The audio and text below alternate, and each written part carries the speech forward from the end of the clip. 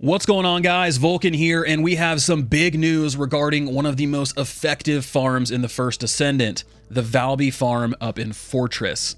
For those outside of the loop, this has been an outpost farm that you would get a Valby. You would essentially play the outpost like normal until the boss spawned, and then you would run in a circle around the outskirts of the outpost, farming the infinite enemies that would spawn for the 5-minute timer.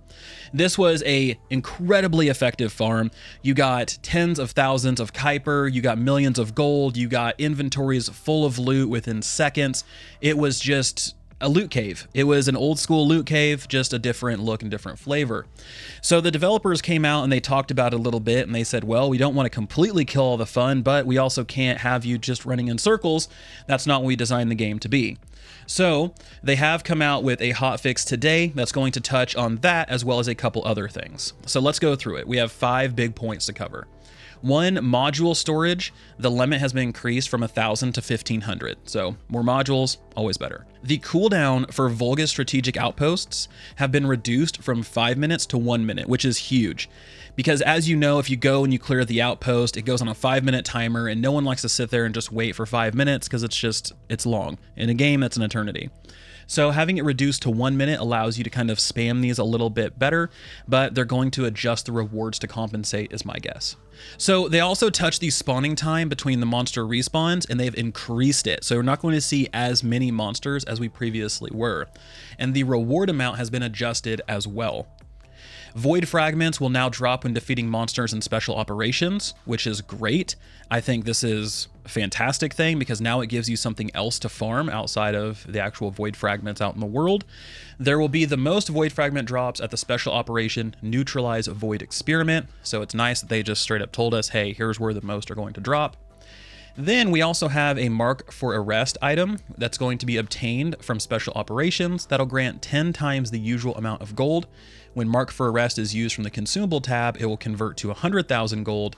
A high value mark for arrest will convert to 1,000,000 gold. So giving us another way that we can get these like kind of consumables and then convert them into gold, which obviously is something that we need more of and need it all of the time. So they did put a director's comment in here to kind of talk about the Valby run, right? So with this adjustment, the reward amount at Fortress Outpost has been reduced. However, to ensure that the Valby run remains a popular hunting ground like Ambush Point and Refined Run, we have set the reward efficiency significantly higher than original intended. We hope to provide numerous farming spots in the first Descendant, each with unique characteristics and usefulness to different Descendants.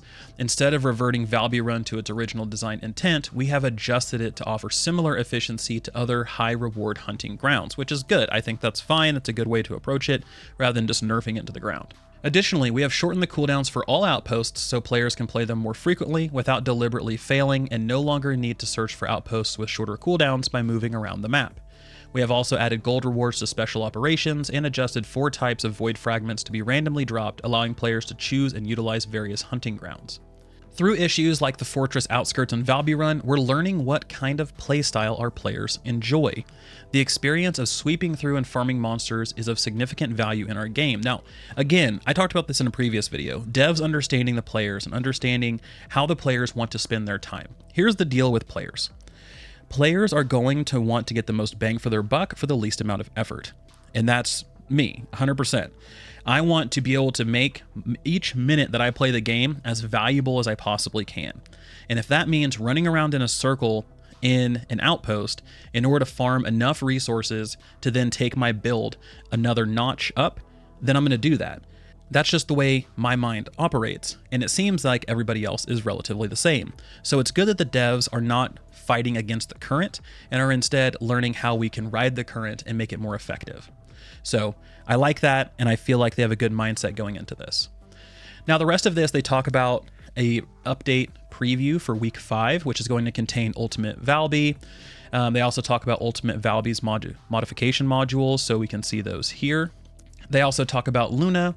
So Luna's interesting, okay? So what she's going to do is her synthesizer gun is going to become more powerful when fired in rhythm, and it'll enhance allies' abilities based on their performance.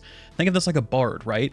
And I don't know if you guys have played New World, but in New World, when you're playing a instrument and people either join in or they're around you as you're playing, your performance is going to give them bigger buffs. So for her, the performance that she's going to put out is going to give bigger buffs to your allies. When Luna dances to upbeat music, allies' skill power increases. When dancing to relaxing music, allies' mentality recovers and resource consumption decreases. Invite everyone into Luna's concert. Unfortunately for Vergus, it'll be their last stage, but Luna's performance is just beginning. Then her modification module is kind of interesting. So this one, I really like Noise Surge. It transforms her from a supporter into a damage dealer. Dashes towards enemies in rhythm, dealing damage to nearby enemies. When their inspiration gauge is full, it'll summon a stage to recover mental strength and shields and provide enemies with a terrifying musical experience. Our new Void Intercept boss is going to be Gluttony. So Gluttony is a Devourer type. It's equipped with systems to mine void energy and a cooling system to cool the heat generated during this process. To counter Gluttony, you'll need measures to withstand its cooling performance and the judgment to exploit its greedy temperament. So there you go. New ultimate weapon, Peace Mediator. This is a hand cannon. It's effective with single shots, but can unleash a burst of bullets to deliver powerful firepower under the right conditions. Our new ultimate module is called Arc Concretion. This is going to increase defense and mentality when using skills, but decreases movement speed and attack power. It'll be particularly useful for Luna and Ajax, and can be a good choice for players who want a stable skill use. And then this is one I'm really excited for. So we have some balance adjustments. So we're adjusting Valby, Blair, and Freyna, who use AoE as their main skills. We hope to see these Descendants become more effective, creating large AoE zones and leisurely watching enemies fall from the rear. So I'm really excited for this because I'm a big Freyna person. I love her kit. She just she needed so much to be effective, and she just didn't keep up with everybody else. So if they can go through and improve her, I will gladly switch over to Freyna because I love the way she plays. Additionally, there will be improvements to ultimate weapons that enhance critical hit chance and damage, such as Enduring Legacy, Secret Garden, and Naestra's Devotion will be improved, which is interesting because Enduring Legacy is supposed to be the new meta that beats Tamer, and it's supposed to be the super powerful weapon, so it's interesting that they're boosting it. And then Greg's Reversed Fate will be adjusted to activate its unique effect in more chances. So this was one of the things that I liked the weapon, but it only would trigger if you hit max shields. So if you did first damage to an enemy, it would trigger bombardment, but then that's about it, because you're not going to sit there and typically wait for their shields to come back unless you're fighting a boss or something like that. So I don't know. This is interesting. Lastly, there will be more improvements for convenience included in the Week 5 update. So overall, guys, the first Descendant, the devs have been absolutely killing it. This has been a fantastic initial kind of Season 0 preseason sort of launch for this game. The fact that they're not nerfing things into the ground, the fact that they're understanding where players are coming from and trying to understand it from our point of view is a refreshing thing in live service games, to be honest. I'm not saying they're perfect. I'm not saying they're going to make the right decision every single time. But what I am saying is, instead of them going, hey, I'm glad you guys had a really good time with the Outpost stuff. Anyway, we're going to go ahead and nerf it into the ground, and we're going to revert it back to what we originally designed it for. And then people get pissed and they leave. So I'm glad that they went this direction with it, as well as providing so much constant communication about the game. It's very refreshing. So let me know in the comments section below, what piece are you most excited for?